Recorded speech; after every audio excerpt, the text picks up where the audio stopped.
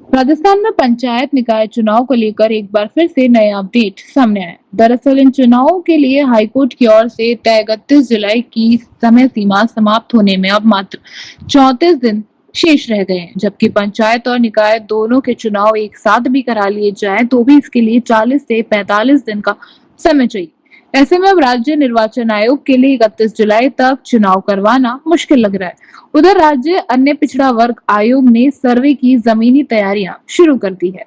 Rajasthan high court ने पिछले माह 31 जुलाई तक चुनाव करवाने की डेडलाइन तय की थी, लेकिन चुनाव के लिए जिम्मेदार राज्य निर्वाचन आयोग को अब भी पंचायती राज और स्वायत्त शासन विभाग से अनुसूचित जाति, जनजाति, अन्य पिछड़ा वर्ग व महिलाओं के लिए आरक्षित सीटों की जानकारी मिलने का इंतजार है। निर्वाचन आयोग इस बारे में पिछले दिनों रिमाइंडर भी सरकार को भेज चुका है।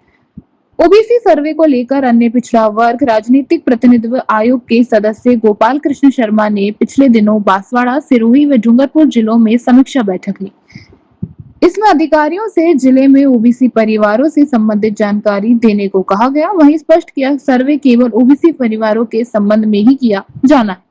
उन्होंने तैयारियों का फीडबैक लेते समय ये भी स्पष्ट किया कि पिछड़ा वर्ग के अतिरिक्त अन्य परिवारों को सर्वे में शामिल करने की आवश्यकता नहीं है। साथ ही पंचायत और निकाय चुनाव को लेकर राज्य में राजनीतिक विवाद लगातार गहराता नजर आ रहा है। बीते दिनों राज्य वित्त आयोग के अध्यक्ष अरुण चतुर्वेदी के चुनाव अक्टूबर के दिसंबर के बीच कराने संबंधित बयान का पूर्व विधायक संयम लोढ़ा ने कड़ी आपत्ति जताते हुए इसे हाईकोर्ट के आदेश की अवमानना बताया। भीलवाड़ा में 15 जून को मीडिया से बातचीत में अरुण चतुर्वेदी ने कहा कि एक राज्य एक चुनाव के संकल्प के तहत राज्य सरकार अक्टूबर से दिसंबर के बीच हर हाल में पंचायत और निकाय चुनाव करवा लेगी। इस पर प्रतिक्रिया देते हुए राजस्थान हाईकोर्ट के याचिकाकर्ता रहे संयम लोढ़ा ने कहा कि संवैधानिक पद पर बैठे व्यक्ति को ये ध्यान रखना चाहिए कि हाईकोर्ट राज्य सरकार और चुनाव आयोग 31 जुलाई 2026 तक चुनाव करवाने के निर्देश दे चुका है। उन्होंने कहा कि अरुण चतुर्वेदी अपना बयान वापस ले और सार्वजनिक रूप से कोर्ट के आदेशों का सम्मान तथा पालन की बात करें।